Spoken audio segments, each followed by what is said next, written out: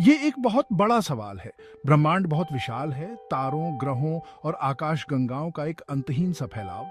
ये सोचकर ही हमारी अक्ल चकरा जाती है कि इस सब में हम कितने छोटे हैं। और यहीं से हमारे मन में ये सवाल उठता है, क्या इस विशाल ब्रह्मांड में हम अकेले हैं? सदियों से इंसान तारों को देखता आया है और धरती के अलावा जीवन की संभावनाओं के बारे में सोचता आया है।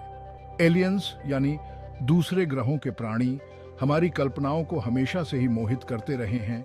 अनगिनत कहानियों, फिल्मों और वैज्ञानिक खोजों को प्रेरित करते रहे हैं। एलियंस के होने न होने का सवाल सिर्फ हमारी जिज्ञासा को शांत करने के लिए नहीं है। इसका हमारे जीवन की समझ पर गहरा प्रभाव पड़ता है।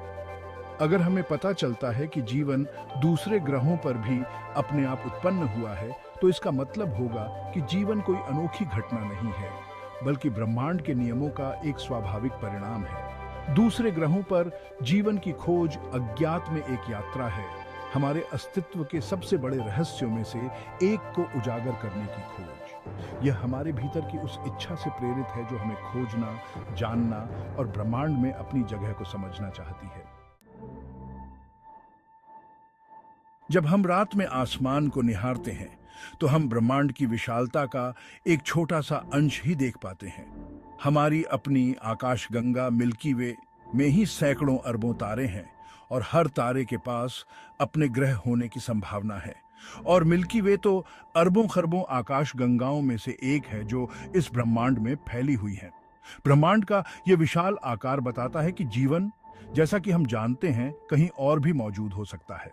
खगोलविदों ने पहले ही हजारों एक्सोप्लैनेट खोज निकाले हैं जो हमारे सौर मंडल के बाहर तारों की परिक्रमा करने वाले ग्रह हैं।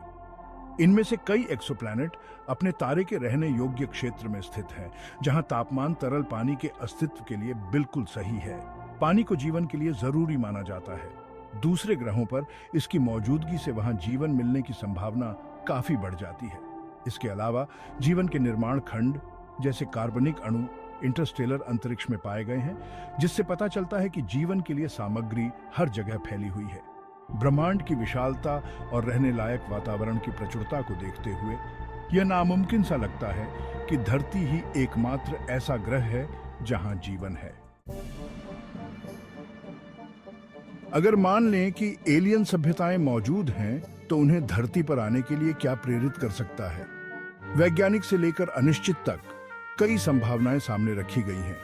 एक संभावना यह है कि उन्नत एलियन सभ्यताएं ब्रह्मांड का पता लगाने, विभिन्न जीवन रूपों को सूचीबद्ध करने और विविध ग्रहों के वातावरण का अध्ययन करने की खोज पर हो सकती है।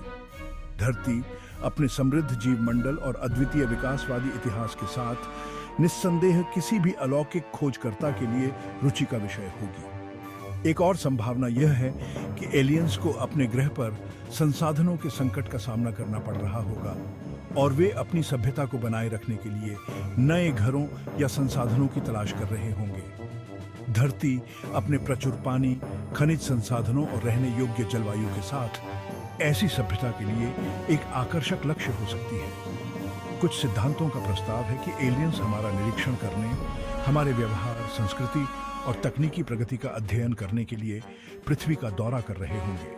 शायद वे संपर्क बनाने के लिए सही समय का इंतजार कर रहे हैं, या शायद वे छिपे हुए पर्यवेक्षक बने रहने से संतुष्ट हैं। उनके इरादे जो भी हों, एलियन के आने की संभावना ब्रह्मांड में हमारे स्थान और संभावित अलौकिक पड़ोसियों के साथ हमारे संबंधों के बारे में गंभीर प्रश्न उठाती है। भाग 4, यूएफओ और प्राचीन अंतरिक्ष यात्री सबूत या कल्पना। पूरे इतिहास में आकाश में अज्ञात उड़ान वस्तुओं या यूएफओ की अनगिनत रिपोर्टें आई हैं। कुछ लोगों का मानना है कि ये देखे जाने वाले दृश्य पृथ्वी पर आने वाले एलियन अंतरिक्ष यान के प्रमाण हैं।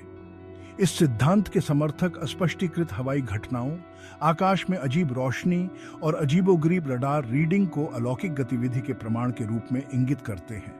साजिश को और बढ़ाते हुए कुछ प्राचीन ग्रंथों और कलाकृतियों में उड़ने वाली मशीनों या उन्नत तकनीक वाले प्राणियों को दर्शाया गया है।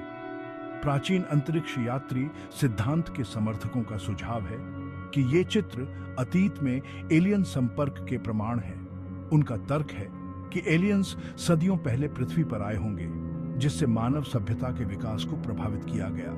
जबकि ये सिद्धांत आकर्षक हैं, लेकिन संदेह की एक स्वस्थ खुराक के साथ उनसे संपर्क करना महत्वपूर्ण है।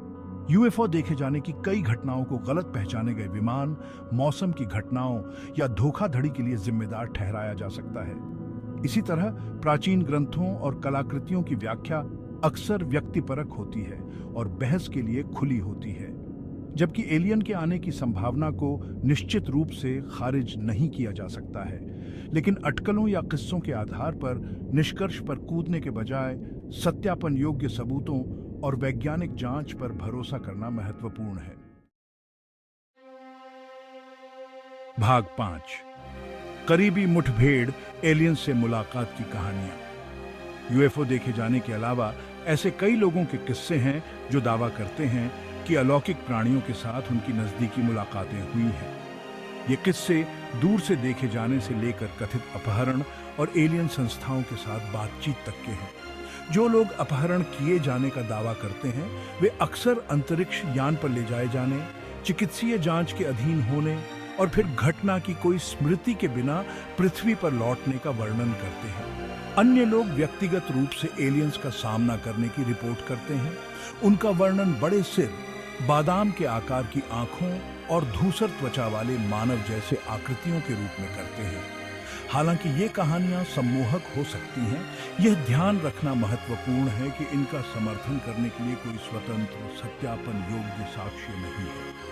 कई मनोवैज्ञानिकों और समाजशास्त्रियों का सुझाव है कि इन खातों को स्लीप पैरालिसिस, मतिभ्रम या सुझाव की शक्ति द्वारा समझाया जा सकता है, जबकि एलियन अपहरण की संभावना को पूरी तरह से खारिज नहीं किया जा सकता है। लेकिन इस तरह के दावों को आलोचनात्मक नजर से देखना और असाधारण दावों के लिए असाधारण सबूतों की मांग करना महत्वपूर्ण है।